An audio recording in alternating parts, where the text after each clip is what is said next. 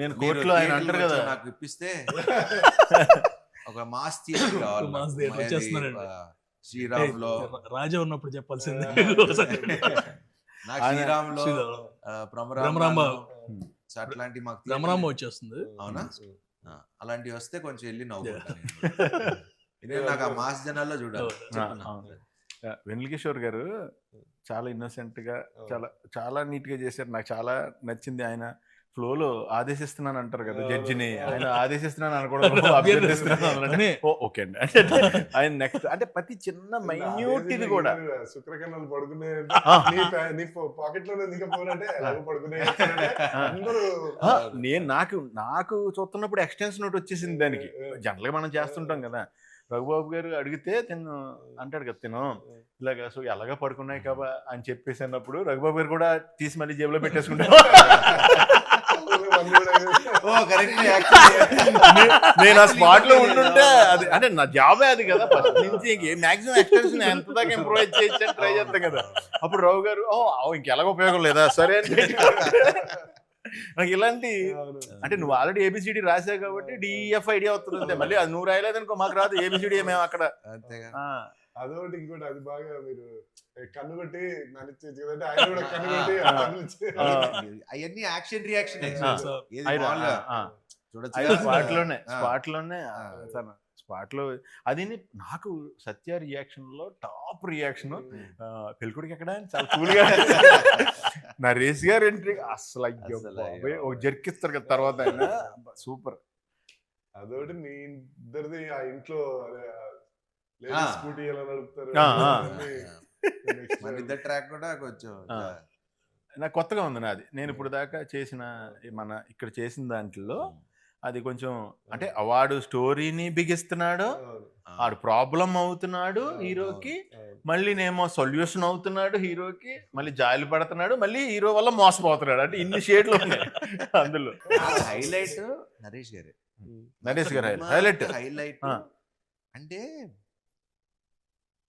అంటే ఎంత ఓన్ చేసుకున్నాడంటే ఆ క్యారెక్టర్ బేసిక్లీ అసలు ఇంకా అది వదిలేసుకోవాలి, సిగ్గు అన్ని వదిలేసుకోవాలి. And obviously is a wonderful actor. నాకు ఎక్కడంటే బాగా అంటే కామెడీ మనం ట్రై చేయొచ్చు, మనందరం చేయొచ్చు ఇవన్నీ, కానీ నేను అది ఆ సీన్ ఉంటుంది ఏది మన ఈ అమ్మాయి ఆ అమ్మాయి ఇంటికి వస్తే ఆ అమ్మాయి ఈ అమ్మాయి డైలాగ్ నేను చెప్తున్నా, మీరు అబ్జర్వ్ చేయండి.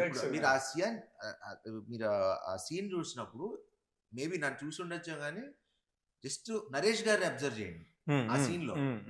ఈ అమ్మాయి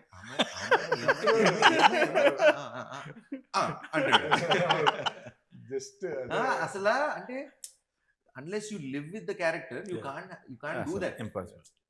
పక్కన ఇప్పుడు నేను మాట్లాడుతుంటే నన్ను చూస్తాం ఓకే, నేను మాట్లాడుతుంటే నిన్ను చూడటం అనేది. మనం డైలాగ్ చెప్పేటప్పుడు మనం డైలాగ్ చెప్తాం అది అందరం చేస్తాం యాక్టింగ్. మనకి డైలాగ్ లేనప్పుడు మనం చేసేదే క్యారెక్టర్ ఎంత కనెక్ట్ అయ్యో అర్థం అవుతుంది జనాలకి. But great, I'm so happy and లక్కీగా నేను ఆయనతో చేసిన అన్ని మంచి సినిమాలు. అందరు బంధువే ఫాదర్ గా చేశారు, దాని తర్వాత శ్రీకారం చేశారు, దాని తర్వాత శతమానం భవతిలో కూడా ఫాదరే, మళ్ళీ ఇప్పుడు మళ్ళీ ఫాదరే, ఇంకా ఫాదర్ గా పెట్టేస్తారు. అన్ని మంచి మూవీస్ కదా, అన్ని మూవీస్ మంచి మూవీస్. మా ఇద్దరు కాంబినేషన్ లో వచ్చి అన్ని మంచి సినిమాలు. అందరు బంధువయ్యా ఇక్కడికి వచ్చిన కొత్తలో చూసాను అనమాట. 2009 one of the biggest movies what I saw, best movies emotion గా. అదే అలా కుదిరింది, ఫాదర్ సన్ చేసినప్పుడు మంచి సినిమాలు చేసాం అనేది అదొకటి కుదిరింది. అండ్ నరేష్ గారు ఎక్స్ట్రాడినరీ, సూపర్ సూపర్. సత్య అసలు మొగుడు పెళ్ళాలి వీళ్ళు కాదు, నరేష్ గారు.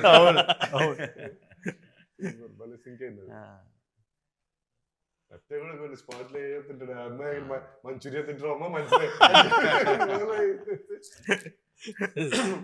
అసలు ఫస్ట్ మీరు ఈజ్ కల్ప్రిట్ ఫర్ మీ. నేను అందరికి ఎందుకు చెప్తున్నాను ఇప్పుడు, ఈయనతో ఎడిటింగ్ లో నేను కష్టపడ్డాను ప్రొడ్యూసర్ గారు.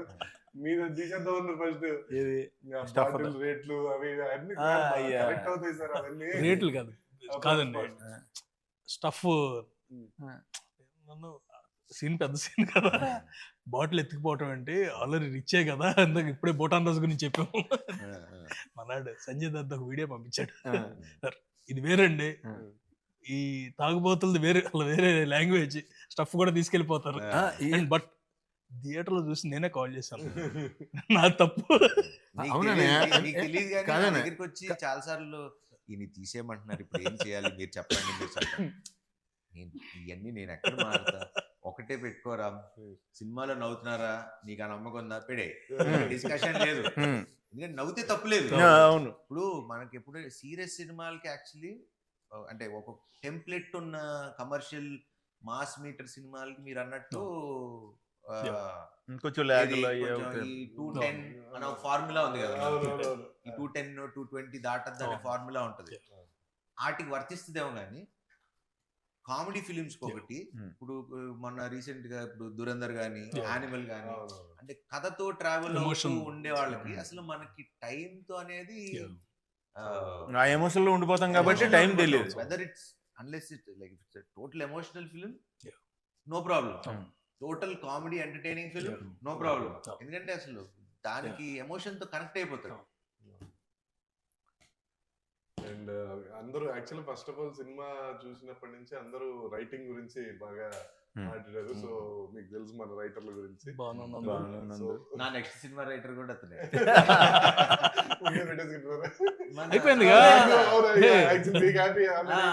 నాకు మన శ్రీను వైట్ల గారి సినిమాకి నందువే అది. అండ్ భాను కూడా చాలా సెకండ్ హాఫ్ మనకి అప్పుడు అనుకున్నది మాకు ఫస్ట్ నాకు వచ్చి, నేను అప్పుడు ఎక్కడికి ఊరెళ్ళి వచ్చాను, లాస్ట్ షెడ్యూల్ వచ్చారు, అదే అదే వేరే సినిమాకి వెళ్ళి వచ్చా. వచ్చి మనవాడు ఆబ్వియస్లీ అసలు మా ఇద్దరికి అసలు కథతో డిస్కషన్ ఫస్ట్ డే ఒకసారి చెప్పాడు అన్న, కథ డిస్కషన్ అంతే. బట్ అప్పుడు ఒక్క పాయింట్ చెప్పా, ఈ రీజనింగ్ ఒక్కటే, ఇంకా ఇంకేదో ఒక్కటి ఆలోచించండి, వర్క్ ఆన్ ఇట్.